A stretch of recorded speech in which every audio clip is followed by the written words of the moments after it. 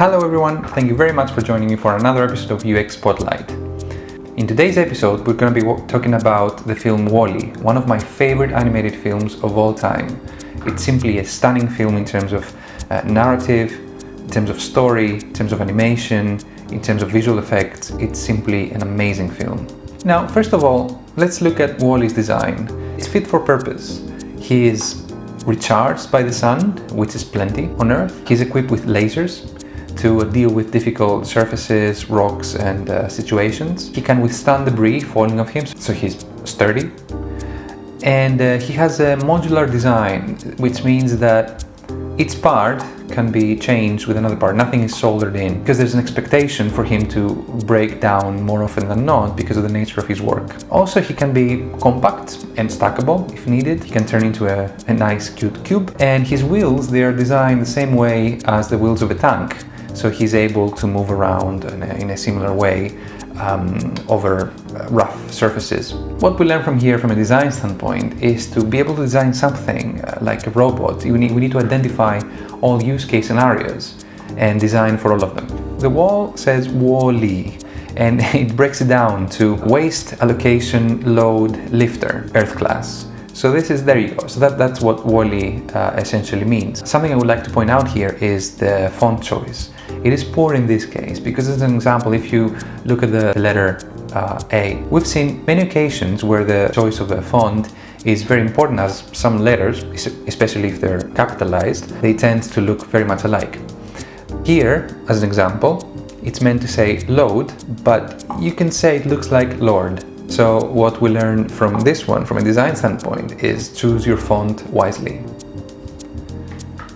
This is a very simple interface, actually. It's reflecting the simple and basic functions of WALL-E. On the left-hand side, we have charge, sleep, and allocate. And on the right, the zoom levels of his binocular eyes. And at the bottom, the power levels. The sun icon indicates it's powered by the sun, and there is sun at the moment to charge him. And the red one indicates it needs more power. So he has to go out to the sun and get more power.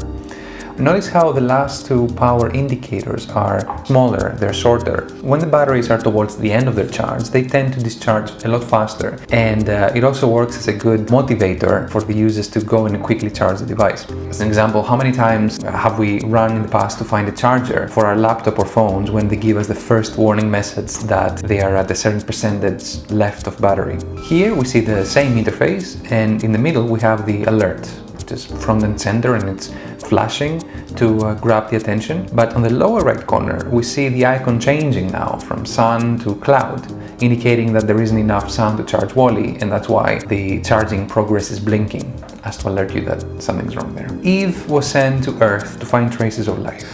She now found this plant, fulfilling her mission. Now she's shut down because she's conserving energy and waiting to be picked up again by the spaceship. WALL-E doesn't know this, and because Eve is not moving, he thinks she ran out of battery. So according to his mental model and his experience, if you're out of battery, you need to spend some time under the sun to recharge, because that's how he does it.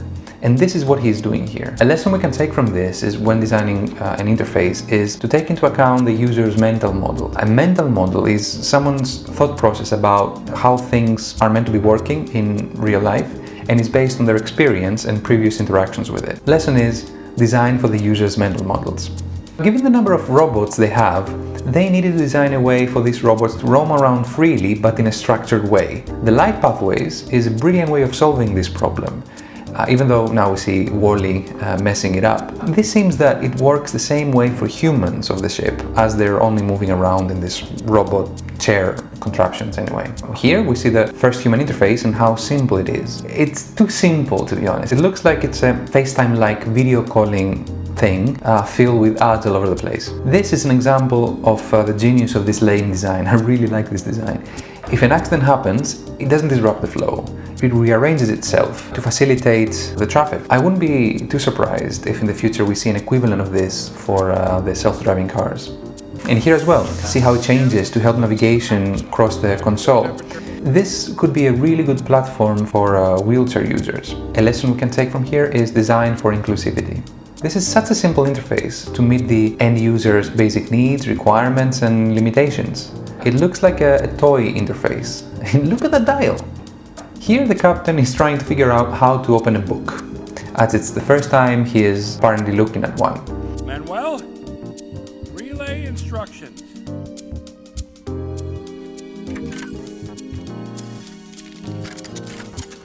It looks funny to us because it's basic, at least for us, but if you are exposed to an interface you haven't used before, digital or physical, then you're bound to start acting in accordance to your mental model, as we saw before. As an example, there are videos of toddlers who are wondering why an image of a print magazine won't zoom in and out when they pinch it. This interface is either meant to be for robots, people with extensive experience and specific training, or robot-assisted people. The problem is that there isn't any indication whatsoever what each button is doing.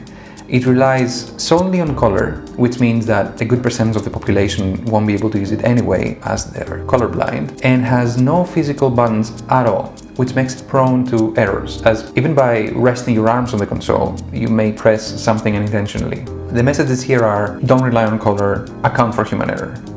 And this is what happens when there aren't any indications of what each button is doing.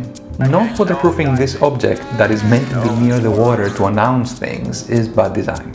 Lesson learned? Take context into account for your design decisions. And that's all for WALL-E. To recap, the takeaway messages are: identify all use case scenarios and design for all of them. Choose your font wisely. Design for simplicity. Design for the user's mental models. Design for inclusivity, don't rely on color, and account for human error. Thank you very much for watching this. I hope you found it useful, and please like, comment, subscribe, the whole lot if you want to be in the loop, and see you next time. Until then, take care.